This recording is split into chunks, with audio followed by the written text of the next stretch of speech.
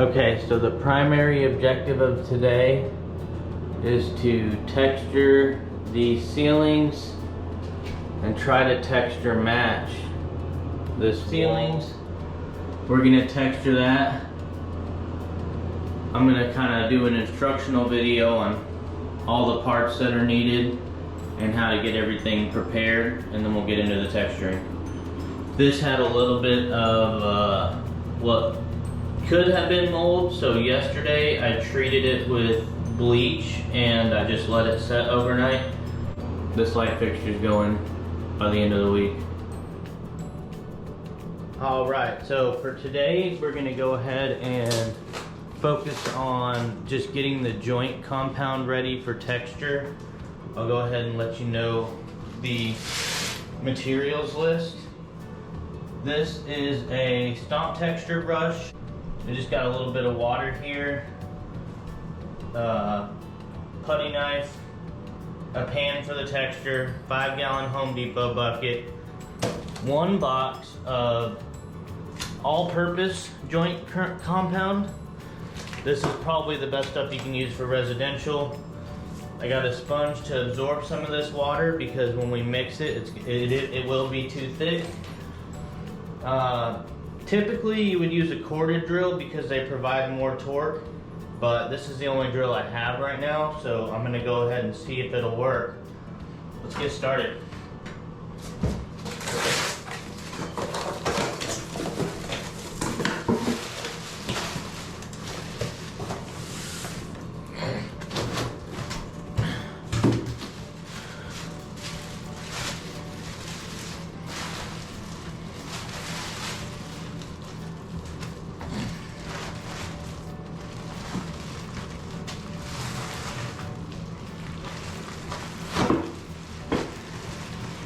I'm just emptying the whole box into this Home Depot bucket. We'll save some of this extra for later.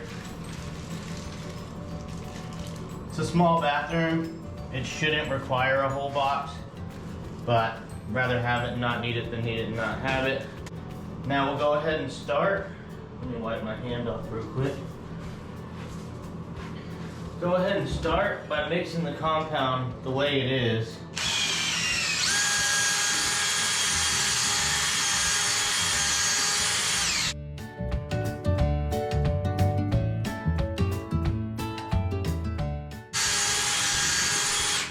So the consistency we're looking for is more of a pudding, and right now it's real hard to take my mixer in and out of it, which tells me I need to add at least a couple spongefuls of water.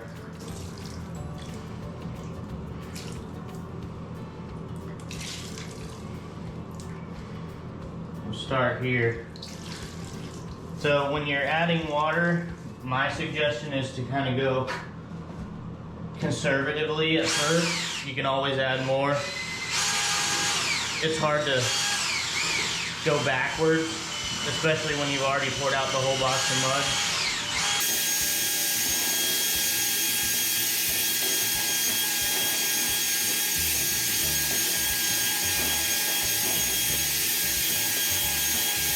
I'll be honest, still very difficult. I don't have much water in this pan, so I'll pour about half the contents back into the mud compound. Mix it up some more. There we go.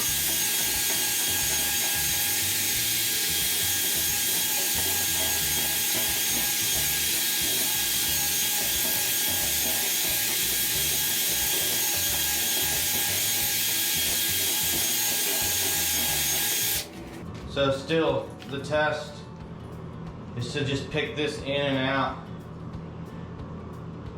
And in my opinion, we're gonna have to add more water.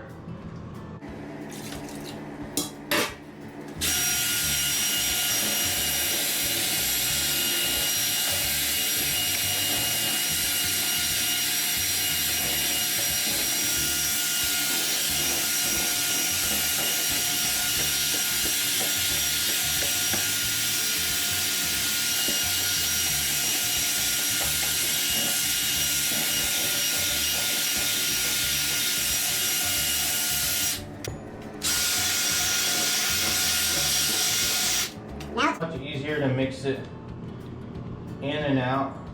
It's still a little thick, so I'm gonna pause the video and grab another container of water. For the consistency I'm looking for, it's something similar to the consistency of like a Jell-O pudding.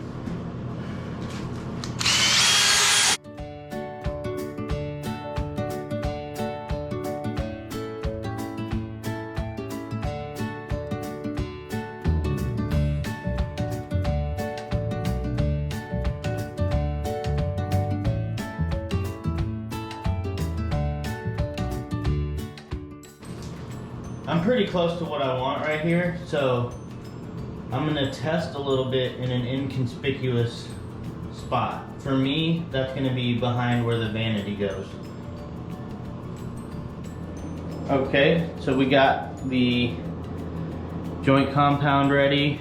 I've already applied a little bit of joint compound to this. Now there's a technique before you get started to kind of maintain the texture from the brush. It's called fingering, and what you do is you just take your skip trowel knife or your putty knife and just kind of go through these brushes in a circle pattern. What you're really just trying to do is keep the joint compound from getting them to stick together too much. So it'll look like this. Just dab it in there lightly. This part had a mirror here. As you can see, I already got started a little bit, but this is what the current texture was like. So I'm just dabbing. Okay. This texture looks a little bit thicker, so I'm just gonna give it a little more pressure. You're not squeezing it on there as much as you are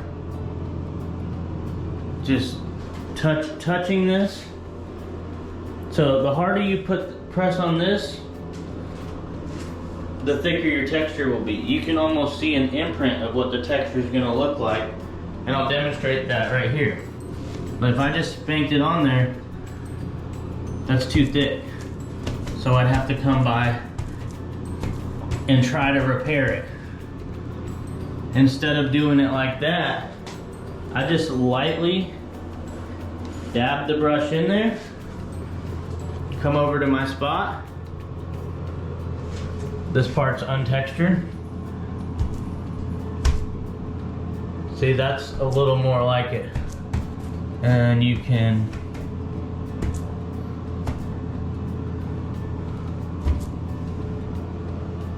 just do that and repeat. I'll do one more spot right here.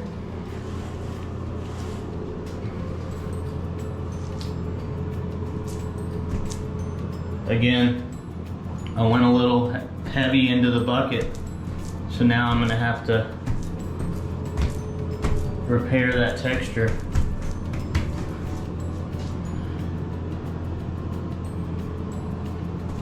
Luckily there's a mirror going behind here, so I'm not as obsessed with getting this part right, which is why I say to try it out in an inconspicuous spot.